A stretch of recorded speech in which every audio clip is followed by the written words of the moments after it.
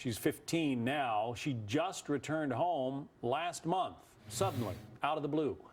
We are joined by Heather Hansen, a trial attorney, and Anahita Sedaghatfar, a criminal defense attorney. Welcome to both of you.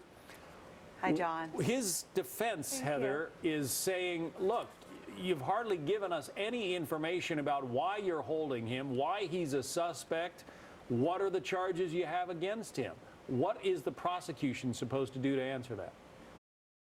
The storage unit that she's talking about, Anahita, is basically a steel shipping container that's in the yard of his mobile home. The prosecution says, we want to pick this thing up, pick up the mobile home and move them to some kind of an indoor secure storage facility where we can really process the evidence. What's wrong with that? That's a huge problem, and I totally understand why the defense, John, filed this emergency motion, because the prosecution has a legal duty to preserve evidence.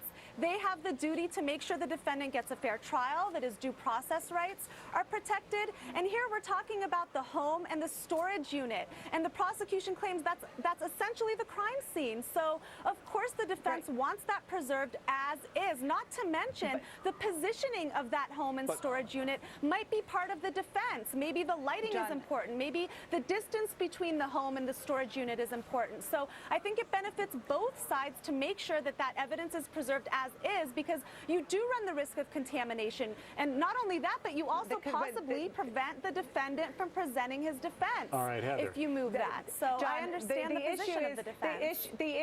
The issue is, if you leave it there, the media that they should then put 24-hour security coverage there. Does the state really want to pay for such a thing when the reality is evidence is always moved? When evidence is mobile, it's taken in, it's forensically examined. This happens all the time. We do not want people contaminating it. Anahita, interrupting me does not make your point any better. The fact of the matter is that we do not want people walking through a crime scene and contaminating it.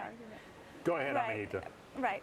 And here's another thing, like you mentioned this earlier, John, is that the defense is claiming, look, the prosecution has sealed most of the documents, most of the evidence in this case, and all the defense has is a 5-page vague charging document. So, of course, they're going to demand that this evidence be preserved, the girl's blood test, her saliva test, text messages, phone calls, all of those things need to be preserved, because as it stands now, the defense doesn't even know what evidence is going to be used against their client at the trial. So they have to make this motion. Anahita, you well know. I mean, if there's a car involved in a rollover and some kind of a vehicular homicide, they routinely put it on the back of a flatbed truck and take it off to some storage warehouse for processing. What's the big deal about doing it with a mobile home and this steel trailer?